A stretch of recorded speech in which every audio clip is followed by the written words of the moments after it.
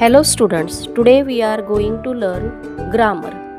The one part of grammar is parts of speech. Means grammar starts with parts of speech. What is mean by parts of speech? The parts of speech म्हणजेच शब्दांच्या जाती. इंग्लिशमध्ये एकूण शब्दांच्या 8 जाती आहेत. त्या आपण क्रमवार इथे शिकणार आहोत. आता आपण इथे बघू शकता पहिली शब्दाची पार्ट्स ऑफ स्पीच आहे नाउन. इथे बघू शकता इथे डेफिनेशन पण दिलेली आहे त्याची म्हणजे व्याख्या दिलेली आहे.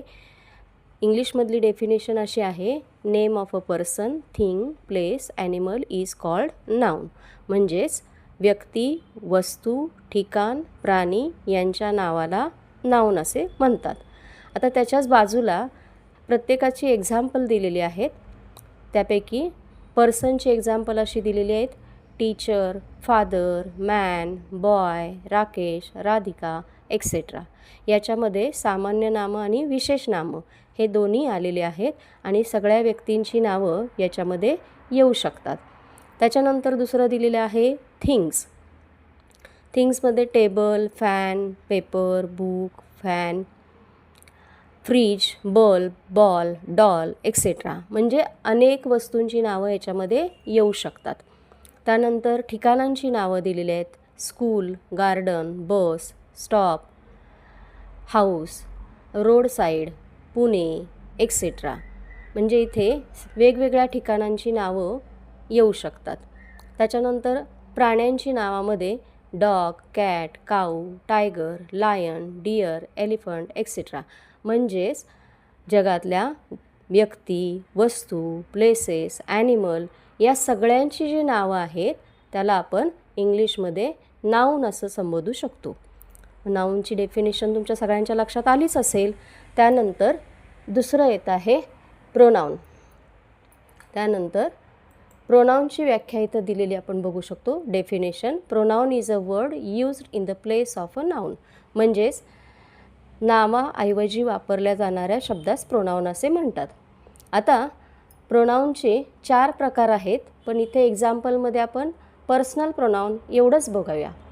याच्यामध्ये फर्स्ट पर्सनमधले पर्सनल प्रोनाऊन्स आहेत म्हणजे व्यक्तिवाचक सर्वनामं जे आहेत ती आहेत I me my we us our. त्यानंतर सेकंड पर्सन म्हणजे द्वितीय पुरुषवाचक सर्वनामं आहेत यू यू युअर्स. आणि थर्ड पर्सनमध्ये जी सर्वनामं आहेत ती आहेत he him his she her her it it its they them their. ही फक्त पर्सनल प्रोनाऊन इथे एक्झाम्पल म्हणून दिलेली आहेत. प्रोनाऊनचे 4 प्रकार आहेत त्यापैकी एक प्रकार इथे आपण बघतोय की जे आपल्याला नेहमी उपयोगी पडतात. हीच सर्वनामं आपण व्यक्तीच्या नावाऐवजी वापरतो म्हणून याला प्रोनाऊन आणि मराठीमध्ये सर्वनाम असे म्हणतात. त्यानंतर तिसरा प्रकार आहे किंवा तिसरं पार्ट्स ऑफ स्पीच आहे व्हर्ब.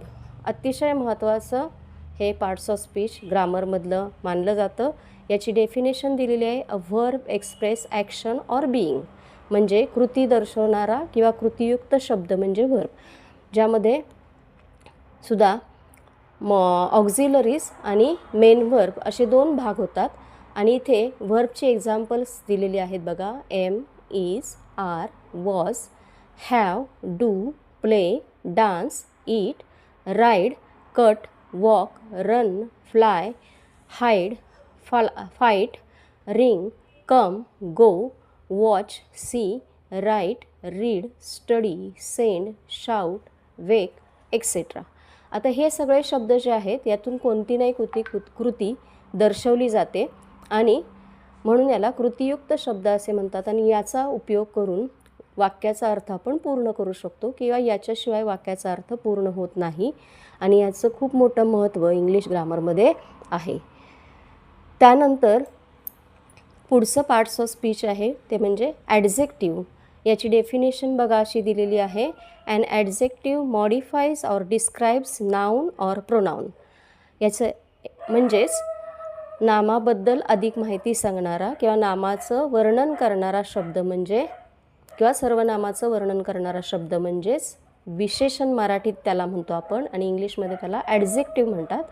ह्याची एक्झाम्पल अशी दिलेली आहेत बघा इथे good bad fat thin, large, red, yellow, tall, long, short, ripe, raw, sweet, bitter, sour, round, square, nice, tasty, hot, cold, dirty, clean, comfortable and beautiful. अजून अनेक शब्द आहेत की ज्याचा आपण ॲडजेक्टिव्ह म्हणून वापर करू शकतो आणि याद्वारे आपण एखाद्या व्यक्तीचं किंवा वस्तूचं या शब्दांनी वर्णन करू शकतो.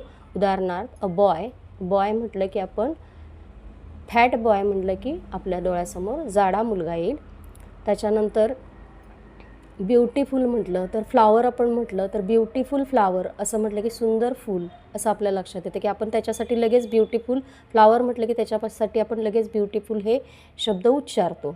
किंवा एखादा पदार्थ चविष्ट झालेला आहे ते सांगण्यासाठी आपण म्हणतो की एक्झाम्पल असं देतो की टेस्टी वडापाव. म्हणजे टेस्टी हे ॲडजेक्टिव्ह आहे आणि वडापाव हे नाऊन आहे.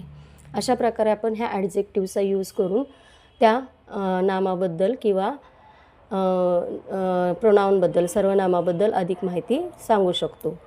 त्यानंतरचं पुढचं 5वं पार्ट्स ऑफ स्पीच आहे ते म्हणजे ॲडव्हर्ब म्हणजेच क्रियाविशेषण म्हणजेच क्रियेबद्दल अधिक माहिती सांगणारा. ॲडजेक्टिव्ह म्हणजे नामाबद्दल अधिक माहिती सांगणारा आणि ते क्रियेबद्दल अधिक माहिती सांगणारा शब्द म्हणजेच ॲडव्हर्ब म्हणजेच क्रियाविशेषण. याची definition and adverb modifies or describes verb adjectives or other adverbs अशी ॲडव्हर्बची व्याख्या दिलेली आहे. म्हणजेच व्हर्ब, ॲडजेक्टिव्ह, व्हर्ब आणि इतर ॲडव्हर्ब जे आहेत त्यांना मॉडिफाय करणारा शब्द किंवा त्यांचं वर्णन करणारा शब्द किंवा त्याच्याबद्दल जास्त माहिती सांगणारा शब्द म्हणजेच क्रियाविशेषण किंवा ॲडव्हर्ब. आता ह्याची एक्झाम्पल आहेत very, then, fast, quickly, really, sweetly, nicely, hopefully, calmly, finally, correctly, happily, etcetera.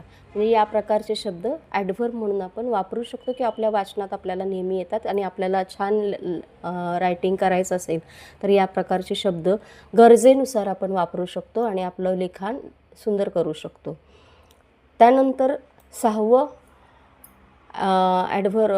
Parts of speech जे आहे ते प्रेपोजिशन म्हणजे मराठीत त्याला शब्दयोगी अव्यय असं म्हणतो. आणि प्रेपोजिशनची डेफिनेशन अशी दिलेली आहे words that show the relationship between noun or pronoun and other words in a sentence. असं त्याची व्याख्या आहे की शब्दयोगी अव्यय हा असा शब्द आहे की तो नामाचं किंवा सर्वनामाचं किंवा वाक्यातल्या इतर शब्दाचा त्यांच्याशी काय संबंध आहे हे दर्शवतो. त्याची एक्झाम्पल आहेत in, on, with, by, across, along, from, between, down, below, under, above, upon, over, near, away, off, for, to, towards. हे शब्द वापरून आपण या वाक्या अर्थपूर्ण बनवू शकतो किंवा हे शब्द जर वाक्यात नसतील तर कदाचित वाक्याचा अर्थ बिघडू शकतो. तो कसा? फॉर एक्झाम्पल आपल्याला म्हणायचे की शिक्षक वर्गात आहेत म्हणजेच teacher is in the class. बऱ्याच वेळेला इन हा शब्द वापरायचा राहून जातो आणि टीचर इज क्लास असं वाक्य होतं आणि ते ग्रॅमॅटिकली चुकीचं होऊ शकतं. म्हणून या शब्दांचं सुद्धा खूप महत्त्व, प्रेपोजिशनचं महत्त्व आपल्याला आहे आणि ते आपल्याला वापरणं गरजेचं ठरतं. त्यापुढे आहे पुढचं पार्ट्स ऑफ स्पीच आहे ते म्हणजे कंजंक्शन म्हणजे मराठीत ज्याला आपण उभयान्वयी अव्यय म्हणतो ते. म्हणजेच वाक्य जोडण्याचं किंवा दोन सेंटेन्स जोडण्याचं काम किंवा दोन क्लॉज जोडण्याचं काम हा शब्द करत असतो. याची डेफिनेशन अशी आहे की conjunction joins words, phrases or clauses.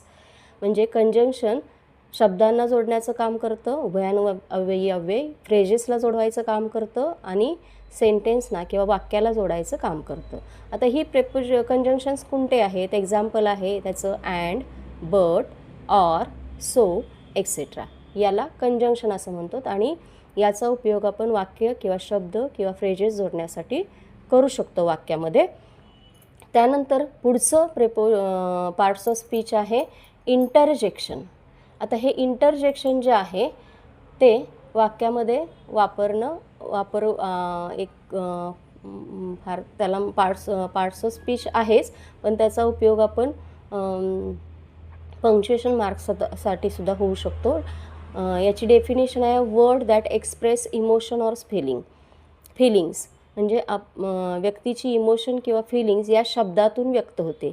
एखादी त्याचे एक्झाम्पल आहे बघा, ओ, वाव, ऑप्स एक्सेट्रा. ही एक्झाम्पल आहे. म्हणजे एखादं गोष्ट आपल्याकडून करायची राहिली तर आपण ओ, नो असं म्हणतो. किंवा अतिशय सुंदर एखादी गोष्ट दिसली की आवडीची गोष्ट असेल किंवा अनपेक्षितपणे एखादी गोष्ट आपल्या डोळ्यासमोर आली तर आपण वाव असं म्हणतो. किंवा एखादी गोष्ट चुकली असेल आपल्याकडून तर आपण ऑफ्स असं बोलतो. अशा प्रकारे ह्या इंटरजेक्शनचा वापर होतो आणि तो डायरेक्ट स्पीचमध्ये जास्त प्रमाणात होतो किंवा डायरेक्ट स्पीचच्या वाक्यामध्ये होतो आणि त्याचा वापरामुळे भाषेचं सौंदर्य वाढतं. तर हे असे 8 पार्ट्स ऑफ स्पीच आज आपण बघितलेले आहेत आणि याचा जर सराव आपण केला तर मला वाक्यातील प्रत्येक पार्ट्स ऑफ स्पीच ओळखता येतो आणि तो पार्ट्स ऑफ स्पीच समजणं फार गरजेचं आहे ग्रॅमॅटिकली. ग्रामरची सुरुवात या 8 पार्ट्स ऑफ स्पीचमध्ये होत असते. सुरुवात या 8 पार्ट्स ऑफ स्पीचनी होत असते, पण याच्यातून खूप मोठा ग्रामरचा पुढचा भाग आपल्याला समजू शकतो आणि आत्तासुद्धा तुम्हाला नक्कीच हे समजलेलं असेल असं मला वाटतं आहे आणि आपण सगळ्यांनी याचा उत्तमरित्या अभ्यास करावा असं वाटतं. सो इथे आपण थांबूया. थँक्यू.